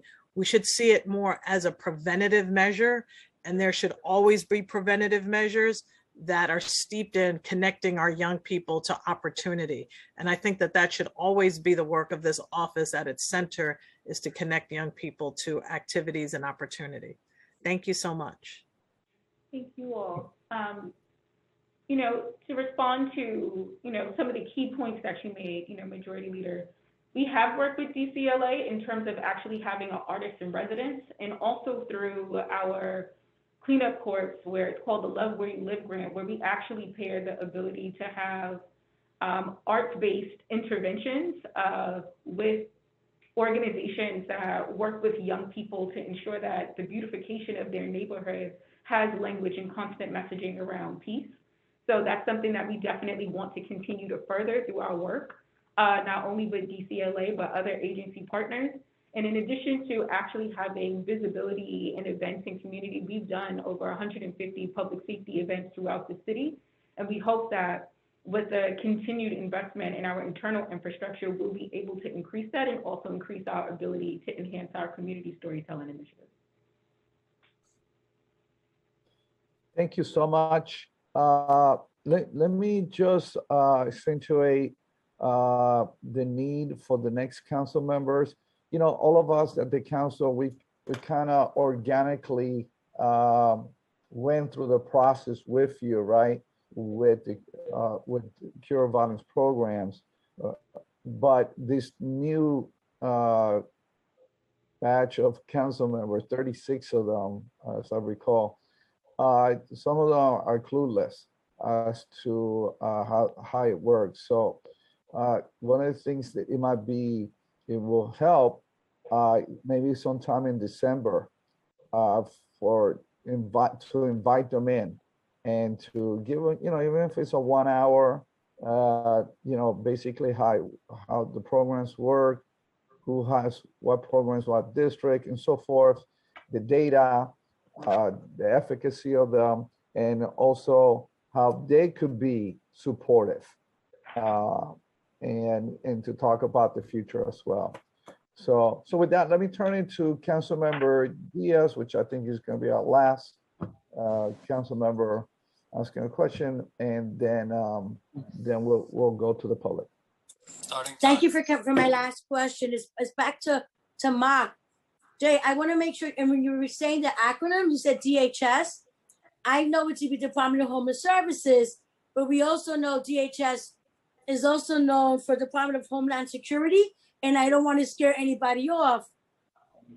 No, we were talking about when they homeless. hit DHS. Yeah, homeless services. Right. We don't work with Okay. Homeland Security in any capacity. Okay, I had to put it out there. Just we No, don't I want to scare appreciate- anybody where they might be in need. Giving us the opportunity to clarify. I appreciate that. Good I catch. appreciate you more. Thank you so much, Councilmember Diaz. That was so It only good. means I paid attention. Yes, indeed. And you're here. That says a lot. That says a lot. You always care. Thank you. He's so in touch with the community. So with that, let me turn it over to committee council. And I want to thank Mike J.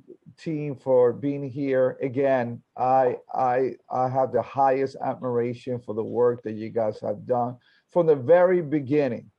And you have scaled up a program that is to be covered nationwide. And you have truly modeled how it works. Sometimes people ask me, well, if the crime is so bad right now, how do we know they're so effective? You know, you're not the police department. The police department does what they do, and Mike J team and all the programs do what they do. I think sometimes people mix the two things, and then there's what we elected officials do and don't do. They contribute, and plus everything that is going on in society. But I have to tell you, you have really come through, and you truly deserve the trophy of admiration. Thank you so much. Committee council. Thank you all. Thank you. Thank you. We'll now turn to public testimony. Please be advised that for this portion of the hearing, we will be calling on individuals one by one to testify. Each panelist will be given 3 minutes to speak. Please begin once the sergeant has started the timer.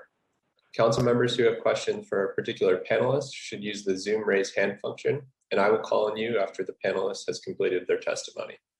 For panelists, once your name is called, a member of our staff will unmute you, and the sergeant at arms will set the timer and give you the go-ahead to begin.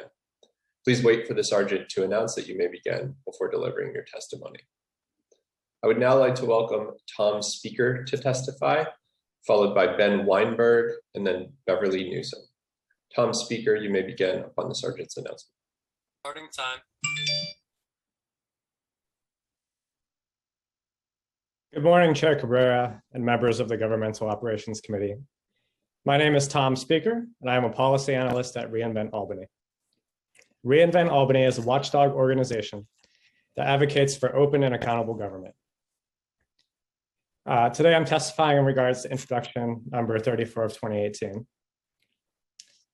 reInvent Albany strongly opposes this legislation because we believe it would unfairly benefit incumbents during elections. While we understand that elected officials may want more opportunities to notify constituents of important information, allowing for mailers so close to an election increases the chance that funding for constituent outreach will be used to improperly influence voters. We note that the current law restricts New York City incumbents from mailing their constituents for only 6 of the 48 months officials are in office, unless they run for other offices. New York City prohibits sending mailers within 90 days of an election, but the New York State Legislature's limit under the Assembly's rules and the Senate's guidelines is typically 30 days, though the State Assembly's limit for general elections is 60 days. Some localities have no limit. Because of these lax restrictions, there are countless instances of New York State elected officials deluging their constituents with mailers close to elections. This month, for example, Nassau County Executive Laura Curran sent out a mailer notifying constituents about the upcoming November 2nd election, when Curran's name will be on the ballot. The mailers noted Curran's name and title. Earlier this year in May, State Senator Kevin Parker flooded constituents with mailers prior to the June election, in which he was a candidate for New York City Comptroller. Last year in March, constituents reported that former state legislators David Buchwald and David Carlucci were sending out large numbers of mailers prior to the June primary election for NY17. It's clear that constituent mailers have been exploited prior to elections, and it's likely that this practice will only grow worse if this bill passes. Some might argue that elected officials need more opportunities to contact constituents, but the law already provides plenty of exceptions. For example, officials may send mailers when there are public safety or health emergencies, or within 21 days of the passage of the city's budget. We therefore see no reason to change the law. Thank you for allowing me to testify today. I welcome any questions you may have.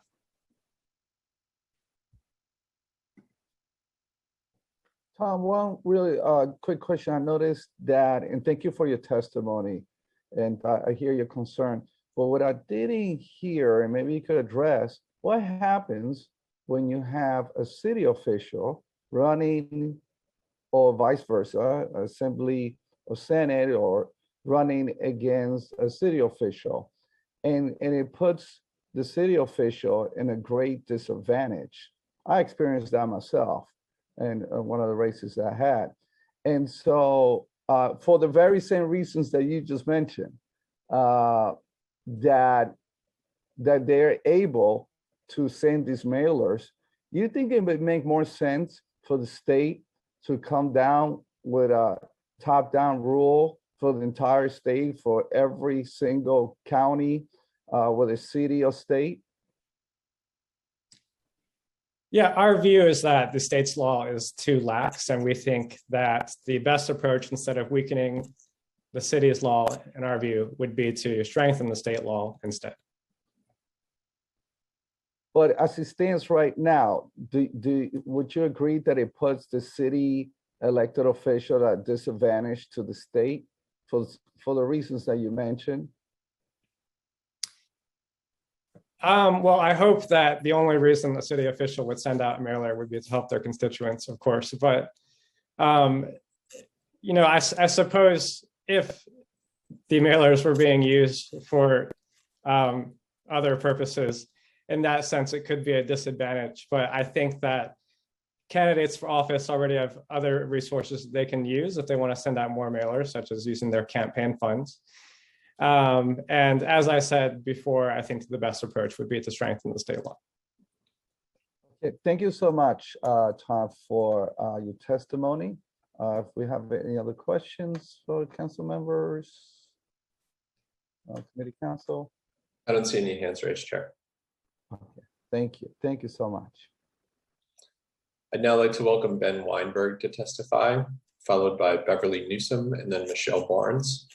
Ben Weinberg, you may begin your testimony. Thank you. Good morning, Chair Cabrera and distinguished council members. Thank you for giving us the opportunity to speak today. My name is Ben Weinberg and I am the Director of Policy at Citizens Union. We would like to state our opposition to Intro 34-2018 regarding the mailer blackout period. A more detailed memo of opposition has been sent to the council. It was noted that the disparity between city and state rules gives an advantage to state lawmakers over their opponents who serve as city officials. And therefore, the city's blackout period should be shortened. We believe that our argument is inaccurate and misguided. So first, that discrepancy does not necessarily lead to electoral advantage. Let's look at recent examples. In this primary in June, 9 state legislators ran for city offices, but only 2 of those won. All other 7 who lost to council member, lost to council members who were under that stricter blackout rule. In 2017, the last municipal election, the 2 legislators who ran for city council against city officials who were under that 90-day restriction lost their races. So that supposed advantage is not necessarily a decisive factor in kind of campaigning against city officials. Second, our city's robust system of good government rules should be applauded and not relaxed. So the city is a leader in campaign finance, in ethics, in lobbying regulations. And elected officials here are more restricted than elected officials in other jurisdictions. But the point of those restrictions and those regulations is not the advantage or disadvantage of our local elected officials, but to create a more healthy democracy, which these regulations actually do.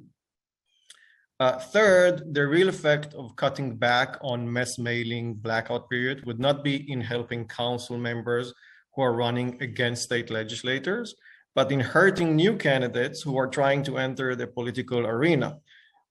New York City has taken important steps to level the playing field in campaigns, to encourage newcomers to run, to ensure that incumbents do not have unfair advantage over challengers. We have the most generous public campaign finance system in the state, in the nation, and the result has been a more diverse field of candidates and fair elections. Weakening the prohibition on the use of government resources for mass mailing would be a step in the opposite direction. Rather than weakening the city's regulations and regressing into the 1998 version, which is that original 30 days version, or 30 years ago now, no, 20 something years ago, we should be looking to strengthen this regulation at the state level, as some have mentioned before. Thank you for the opportunity to speak today, and I'll be happy to answer any questions. Thank you so much, Ben. Any questions, Committee Council, from members? No hands are raised, Chair. Okay, thank you so much. I'd now like to welcome Beverly Newsom to testify, followed by Michelle Barnes and then Jed Marcus. Beverly Newsom, you may begin upon the sergeant's announcement. Starting time.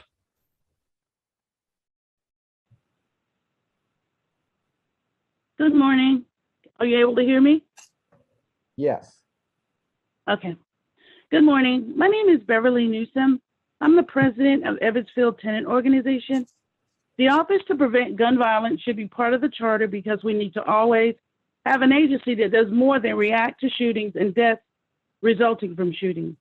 Currently, when a shooting occurs in our community, we see candles, caution tape, and police cars.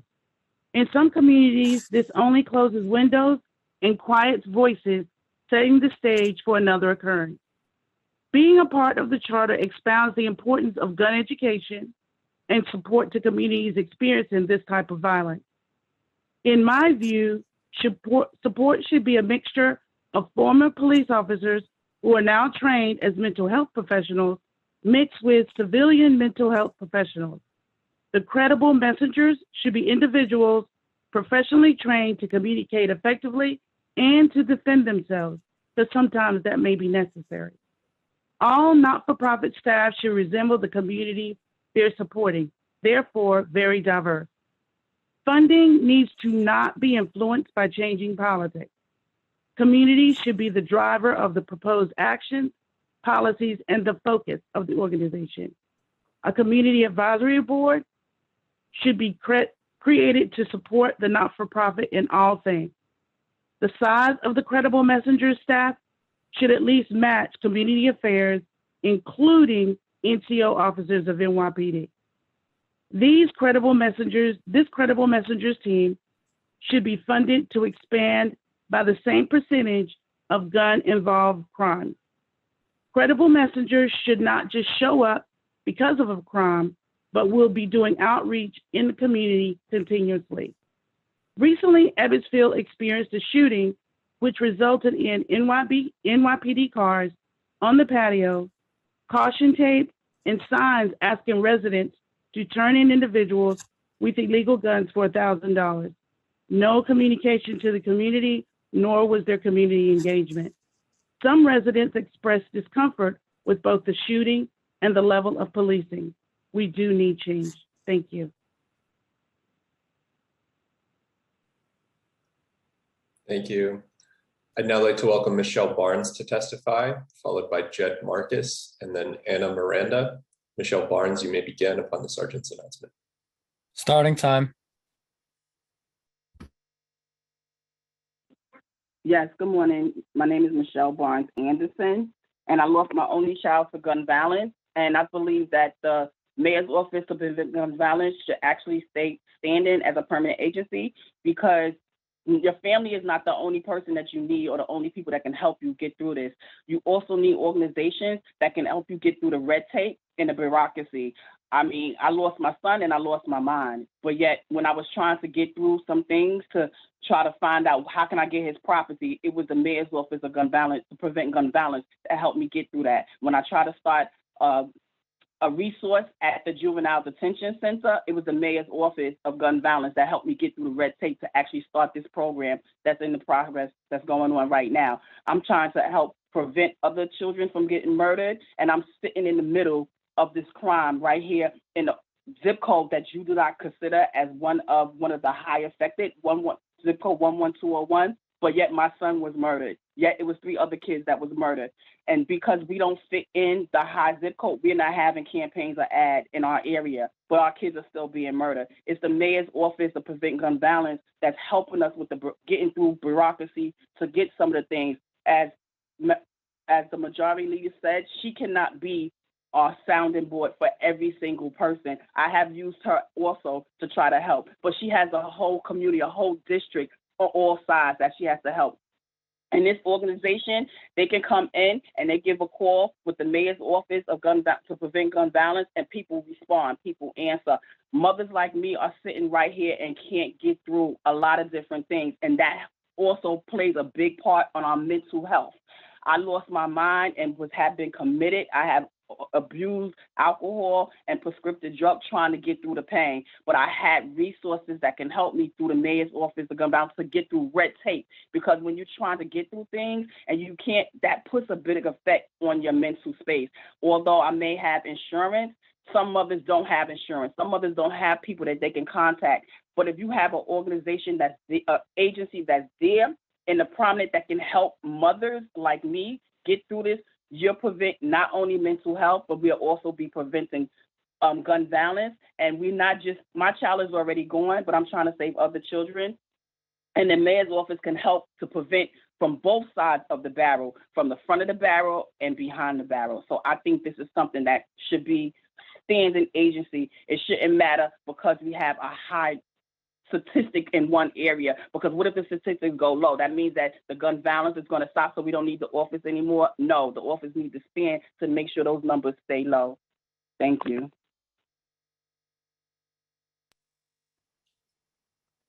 Thank you. I'd now like to welcome Jed Marcus to testify, followed by Anna Miranda and then Ed Brown. Jed Marcus, you may begin upon the sergeant's announcement. Starting time.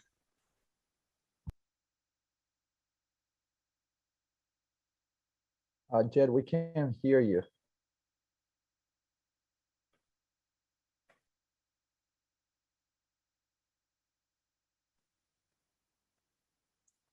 Jed, you may need to accept the request to unmute. Got it. I'm with you. I'm sorry. I'm better. Yes, perfect. Yes, I'm with you. Coming to you from One Community, which is an organization in Fort Greene and Clinton Hill. And our focus is equity in our community. Our community has great resources, and simultaneously, many of the people in our community, mostly in our large public housing projects developments, are separated from those resources by many psychological, social, and economic barriers. And so we work closely with the council member to make sure that resources are generally available. I would like to say that, number one, we support the bill. Number two, I think it's important that the bill state and the general recognition be that community violence is a public health issue and not a criminal justice issue.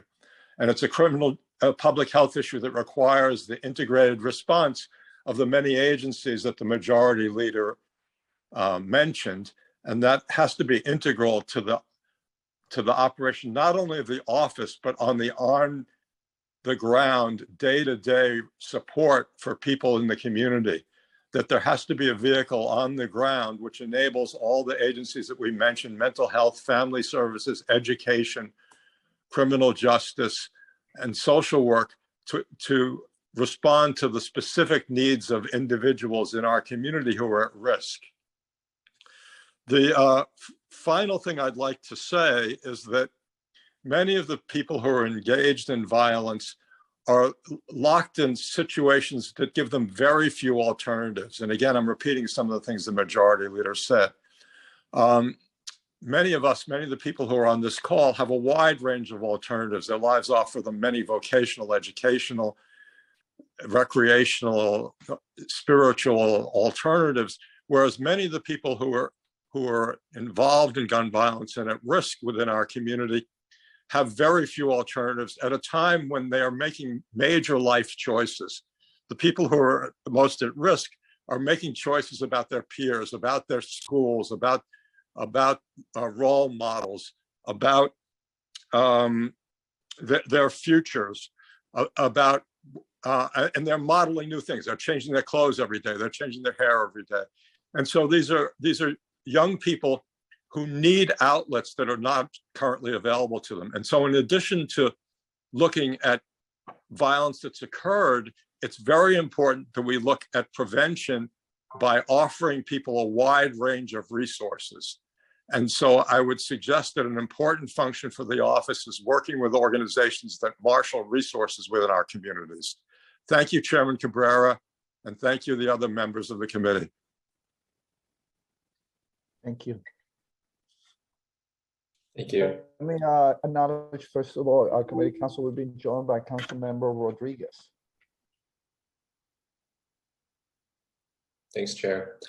I'd now like to welcome Anna Miranda to testify, followed by Ed Brown. Anna Miranda, you may begin upon the sergeant's announcement. Starting time. Hi, can you guys hear me? Yes, we can. Hello? Oh, Yes, hi. perfect. Hi. Oh, well, yes. So I agree that we should have the office and I also experienced losing a loved one to gun violence, my child's father. And at that time, I had no resources. I didn't know where to turn. I didn't know what to do.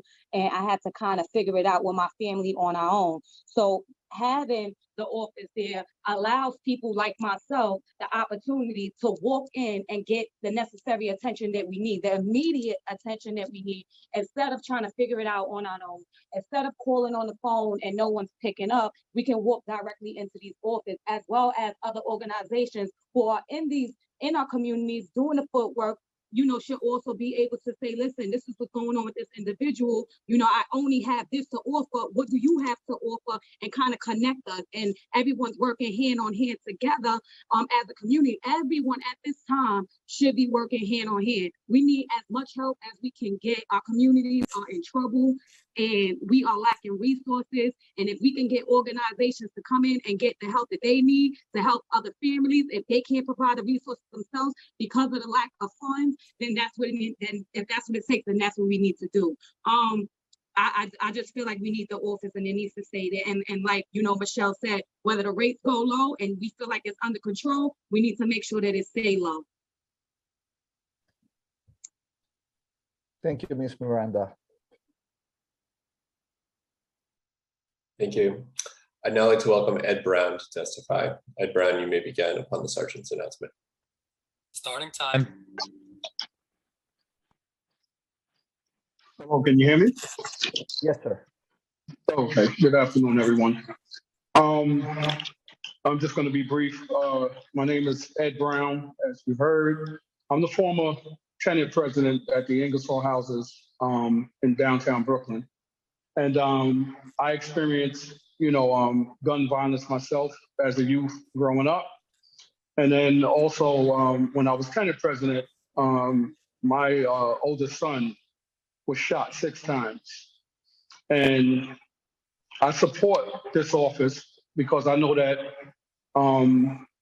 if at the time we had an office such as this, I would have had, the office I needed to reach out, his mother as well. We went through a lot. I'm still suffering from the mental damage. Of course, my son is as well. Thank God he's still alive.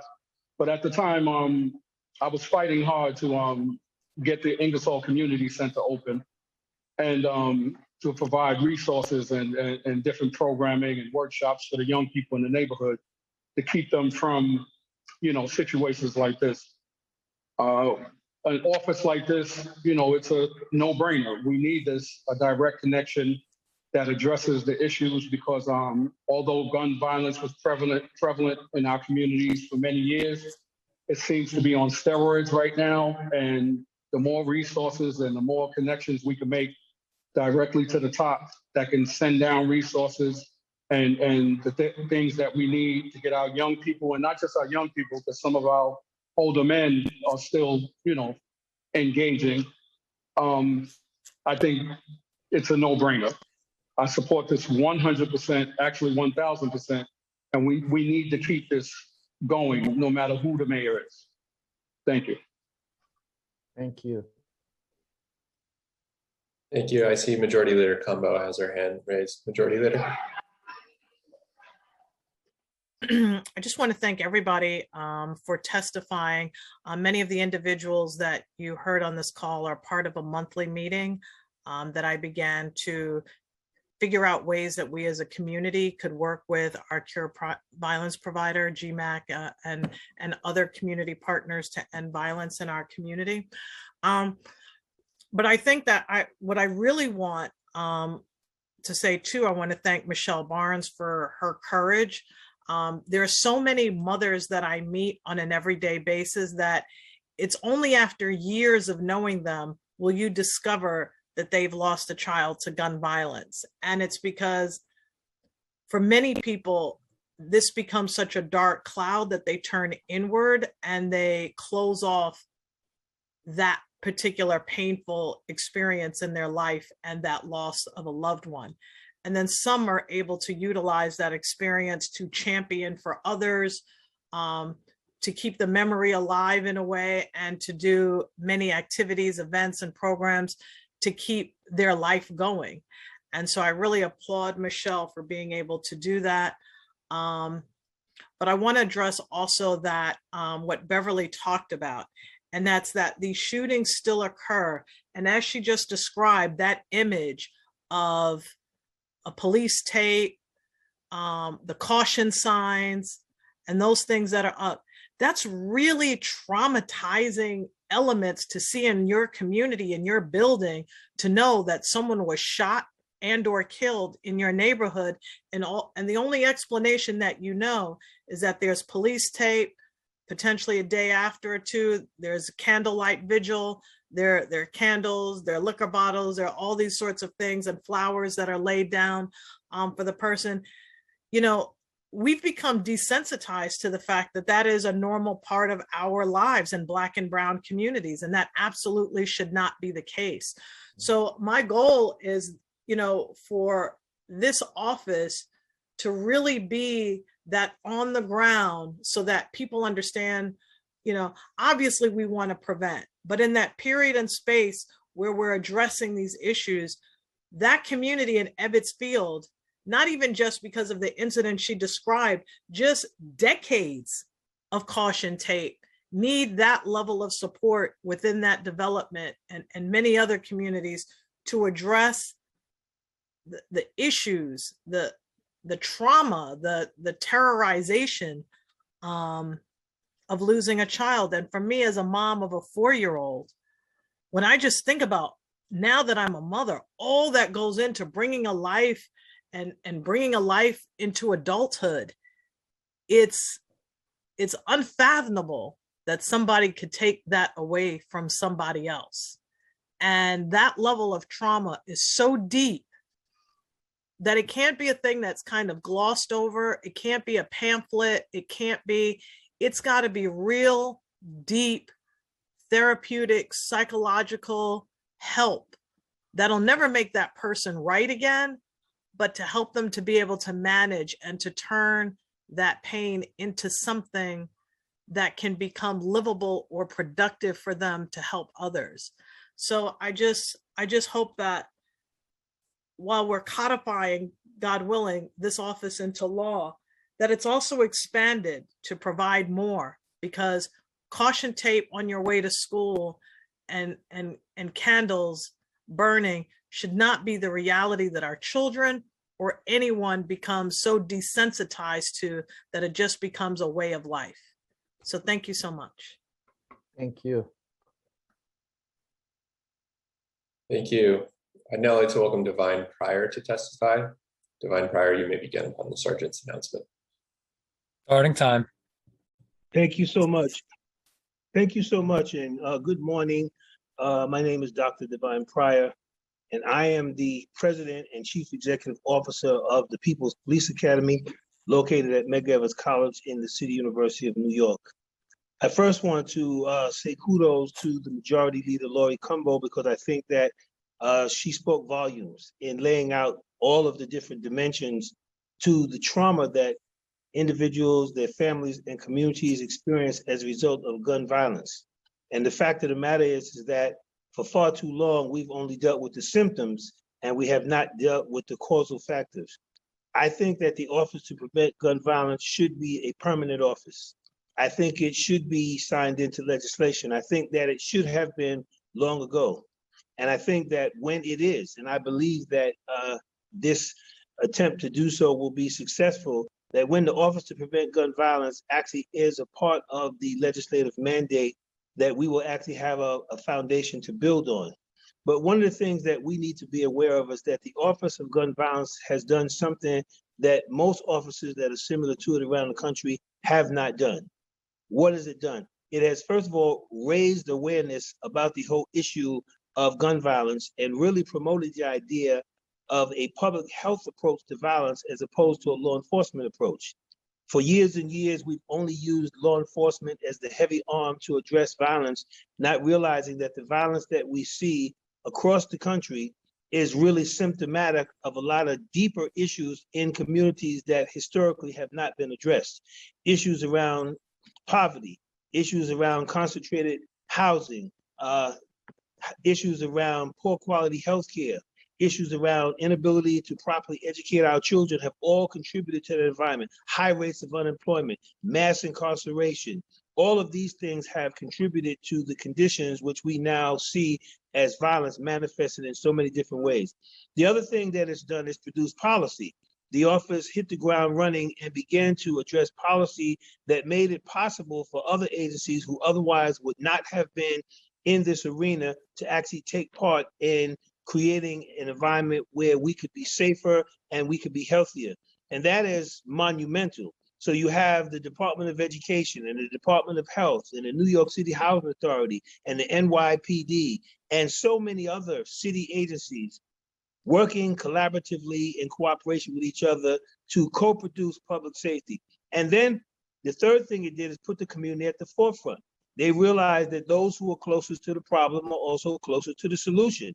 And so they immediately began to recruit individuals who had some involvement in the system, some involvement in lifestyles that were less than safe, and ask them, what is it that we could and should be doing to address expired. violence? Thank you so much for the time. There's more. I'll provide the remainder in writing. Thank you so much. Thank you, Doctor. Thank you. I believe we've heard from all of the registered witnesses on the call. So at this time, if it has not been called and you wish to testify, please raise your hand using the Zoom raise hand function.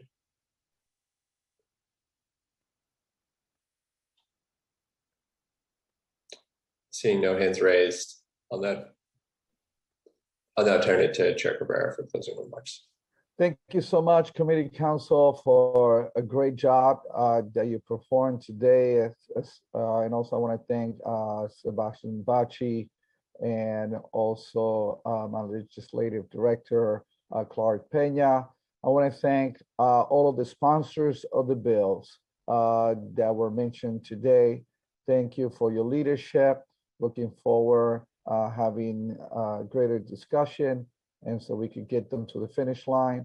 And I want to thank all the committee members that are still here, like Councilmember Yeager and Councilmember Levine. Thank you, and all the other council members that participated. And last, let me thank all of you who testified today. Your input is valuable. It's taken into great consideration. And we want to make these bills better because when we make them better, we're able to have a better city and have a better execution plan. So with that, we conclude today's hearing.